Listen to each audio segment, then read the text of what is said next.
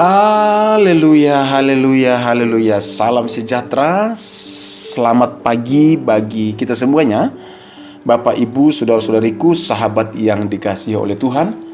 Di dalam anugerahnya, dalam rahmatnya pada pagi hari ini, Minggu tanggal 30 Januari tahun 2022 ini, Tuhan memberikan kita kesempatan kembali untuk merenungkan firman Tuhan. Saya berharap dan berdoa kiranya firman Tuhan yang kita renungkan dan dengarkan pada kesempatan ini membawa hati kita semakin mencintai Tuhan dan semakin bersemangat dan berkobar di dalam mengikuti Tuhan. Bapak Ibu, firman Tuhan yang akan kita renungkan adalah dari Mazmur pasal yang kedua, ayat yang pertama sampai dengan ayat yang ke-12. Jika Bapak Ibu punya waktu, nanti bisa membacanya di tempat masing-masing atau di rumah masing-masing secara lengkap supaya bisa melihat hal-hal yang dituliskan dalam firman Tuhan dalam Alkitab. Tetapi pada kesempatan ini Bapak Ibu dikasih Tuhan, saya akan membaca beberapa ayat dan akan saya bagikan kepada kita. Walaupun ayat-ayat yang saya baca sebenarnya tidak terpisah dari semua ayat yang ada di dalam pasal Mazmur pasal kedua ayat pertama sampai dengan ayat 12 ini. Yang saya bacakan yang pertama adalah ayat yang pertama sampai dengan ayat yang ketiga. Dikatakan demikian: mengapa rusuh bangsa-bangsa? Mengapa suku-suku bangsa mereka-reka perkara yang sia-sia? Raja-raja di dunia bersiap-siap dan para pembesar bermufakat bersama-sama melawan Tuhan dan yang diurapinya. Ayat ketiga, marilah kita memutuskan belenggu-belenggu mereka dan membuang tali-tali mereka daripada kita. Ayat yang ke-9, engkau, kata pemazmur, artinya Tuhan akan meremukkan mereka dengan gada besi. Siapa yang mau diremukkan? Yaitu bangsa-bangsa yang rusuh, bangsa-bangsa yang mereka-reka perkara yang sia-sia, raja-raja dan pembesar yang bermufakat melawan Tuhan dan yang diurapinya itu. Dikatakan, engkau akan meremukkan mereka dengan gada besi, memecahkan mereka seperti tembikar tukang periuk.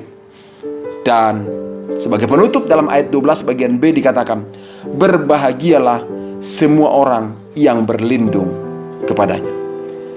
Ibu dan bapak, saudara-saudari kasih Tuhan, di dalam ayat ini pemazmur memulainya atau mengawalinya dengan kata mengapa. Artinya pertanyaan-pertanyaan yang dipertanyakan oleh pemazmur, mengapa rusuh bangsa-bangsa? Artinya bangsa-bangsa mengalami kerusuhan. Dan hari-hari ini juga kita lihat ada hal-hal yang terjadi, pertentangan-pertentangan bangsa demi bangsa, dan ada kerusuhan-kerusuhan seperti itu. Dan hal yang sama menjadi pertanyaan dari pemazmur. Dan dia juga bertanya, mengapa suku-suku bangsa mereka-reka perkara yang sia-sia? Ternyata ada suku-suku bangsa yang dipikirkan itu adalah mereka-rekakan hal-hal yang sia-sia. Mengapa? Kata pemazmur. Dan dia membicarakan juga bukan hanya bangsa-bangsa, tapi dia juga membicarakan tentang raja-raja, membicarakan tentang pembesar-pembesar, karena mereka bermufakat bersama-sama untuk apa? Melawan Tuhan dan yang diurapinya. Mereka mau melawan Tuhan, mereka buat kesepakatan mau melawan Tuhan. Para raja-raja di dunia bersiap-siap dengan pembesar-pembesar yang ada di dunia ini bermufakat mau melawan Tuhan yang diurapinya. Mengapa kata pemazmur? Tetapi tiba kepada kesimpulannya, pemazmur berkata begini, marilah kita memutuskan belenggu-belenggu mereka dan buang tali-tali mereka daripada kita. Ayat ke-9 dikatakan, engkau, artinya dia yakin Tuhan akan meremukkan mereka dengan gada besi dan memecahkan mereka seperti tembikar tukang periuk.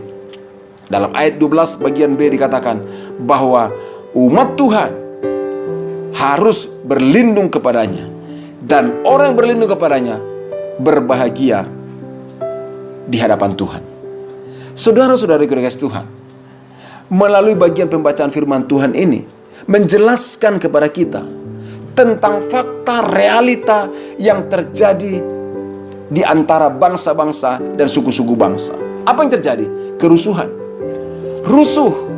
Dan saya beritahu, memang itulah yang direncanakan oleh orang-orang dunia, penguasa-penguasa dunia, dan orang-orang suku-suku bangsa di dunia ini yang hidupnya tidak merencanakan hal-hal yang baik.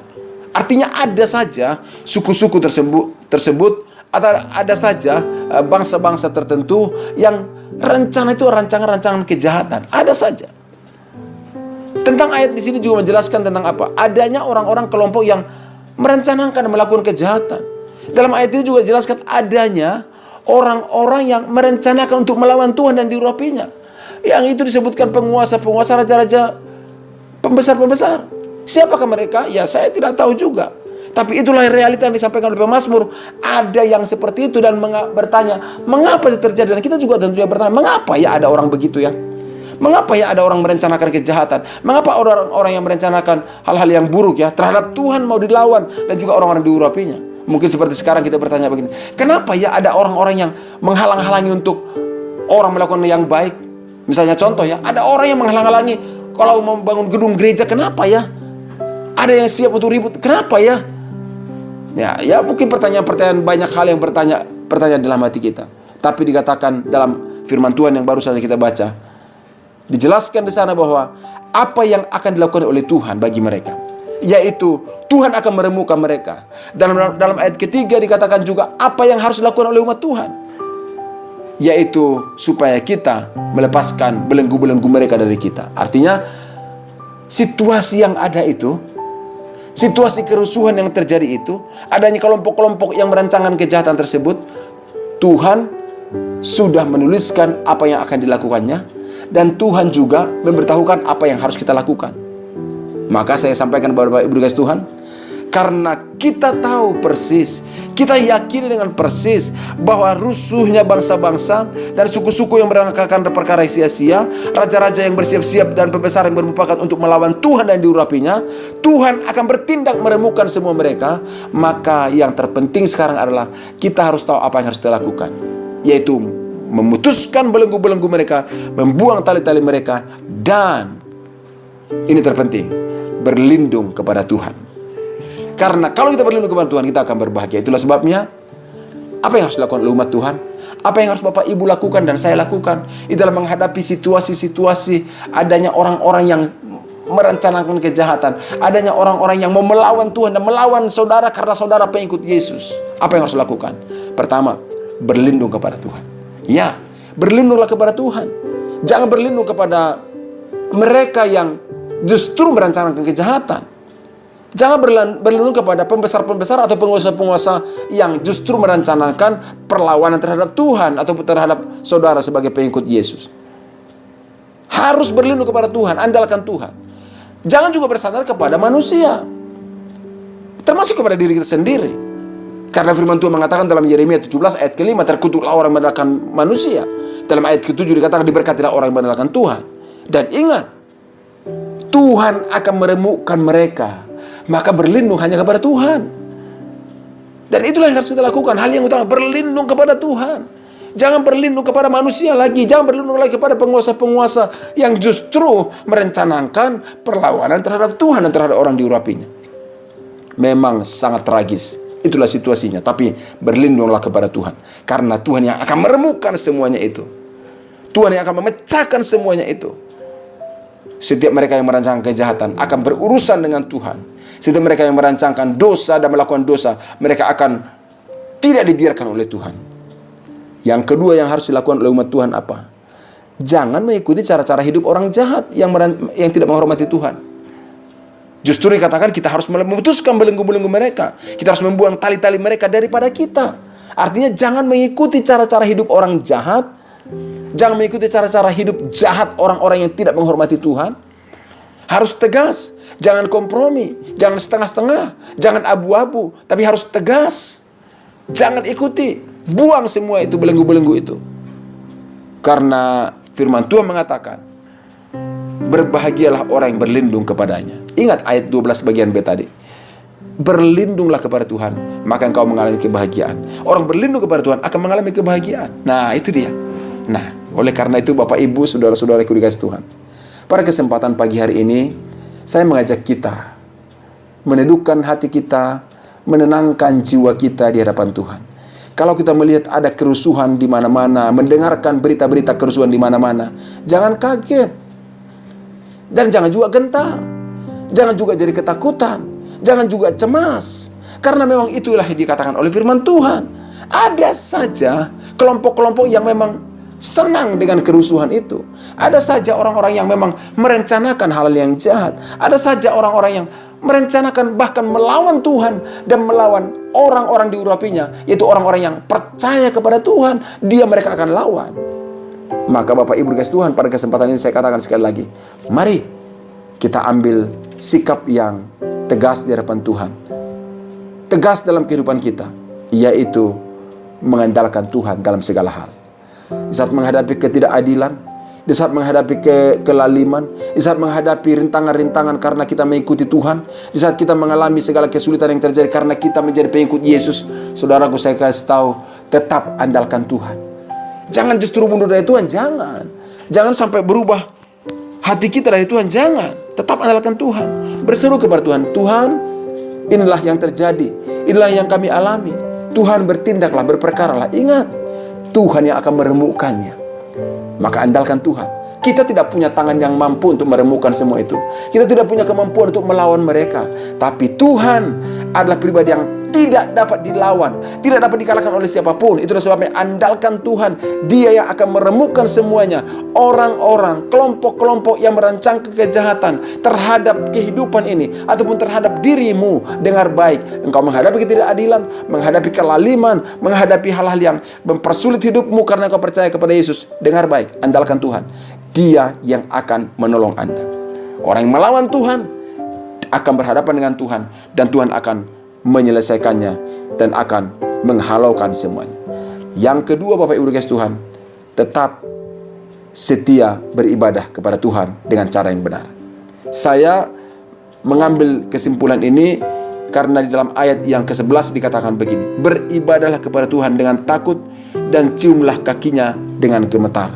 Ayat ini menarik perhatian saya karena ini diucapkan kepada raja-raja yang bertindak supaya bertindak bijaksana dan menerima pengajaran hakim-hakim dunia. Ditujukan kepada pembesar-pembesar dan raja-raja di dunia tadi, yaitu mereka yang mau melawan Tuhan dan juga yang melawan mau diurapinya. Dikatakan beribadahlah kepada Tuhan. Artinya Bapak Ibu guys, Tuhan, ternyata beribadah kepada Tuhan itu mendatangkan rahmat dari Tuhan. Kalau mereka orang-orang yang merencanakan pembesar-pembesar dunia yang bersiap-siap melawan Tuhan dan yang diurapinya itu datang kepada Tuhan, beribadah kepadanya, mereka akan mengalami rahmat Tuhan, mengalami anugerah Tuhan. Dan dari sini saya simpulkan bahwa yang harus kita lakukan sebagai umat Tuhan, beribadah kepada Tuhan dengan cara yang benar. Dengan cara apa? Dengan hormat, takut akan Tuhan, mencium kakinya dengan gemetar, artinya merendahkan diri kita di hadapan Tuhan. Dan dengan demikian kita akan mengalami rahmatnya, anugerahnya mengalir dan nyata dalam hidup kita. Oleh karena itu Bapak Ibu, saudara-saudara kasih Tuhan, pagi hari ini juga saya kembali mengingatkan kepada kita, hari ini adalah Minggu tanggal 30 Januari tahun 2022 ini. Jangan lupa, jangan abaikan, beribadahlah kepada Tuhan. Tetapi juga tidak hanya sekedar mengikuti ibadah, tidak hanya sekedar datang di gedung gereja, tidak hanya sekedar seperti join dalam ibadah secara online. Tidak hanya itu, tapi lakukan dengan sikap takut dan hormat akan Tuhan. Lakukan dengan sikap merendahkan diri di hadapan Tuhan. Dikatakan ciumlah kakinya dengan gemetar. Karena Tuhan mengasihani orang rendah hati dan menentang orang yang congkak.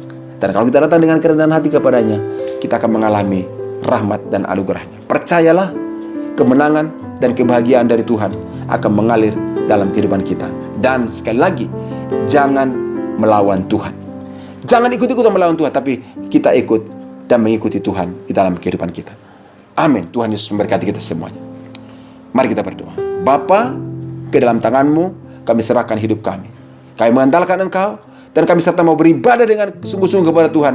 Dan berikan kami hati yang selalu menuruti Tuhan, tidak melawan Tuhan. Dan pada kesempatan ini hamba berdoa, menyerahkan setiap saudara-saudaraku yang mendengarkan renungan ini, dimanapun mereka berada. Bawalah mereka Tuhan mengalami kebahagiaan dari Tuhan, karena semuanya berlindung kepada Tuhan, dan semua mengandalkan Tuhan. Semuanya saudara-saudaraku beribadah kepada Tuhan dengan sikap yang benar di dalam segala keadaan. Terima kasih Tuhan, berkat rahmat-Mu mengalir bagi setiap kami dan bagi setiap saudara-saudaraku yang mendengarkan renungan ini. Dalam nama Tuhan Yesus Kristus kami berdoa dan kami mengucap syukur. Haleluya. Amin. Tuhan Yesus memberkati Bapak Ibu saudara-saudara kasih Tuhan. Sekali lagi, jika Bapak Ibu punya pergumulan doa yang perlu kami dukung, lihatlah dalam nomor WA yang ada di podcast ini dan kirimkan pokok doa saudara, dan kami akan doakan dan Tuhan akan menolong kita semuanya. Tuhan Yesus memberkati. Selamat pagi. Shalom. Amin.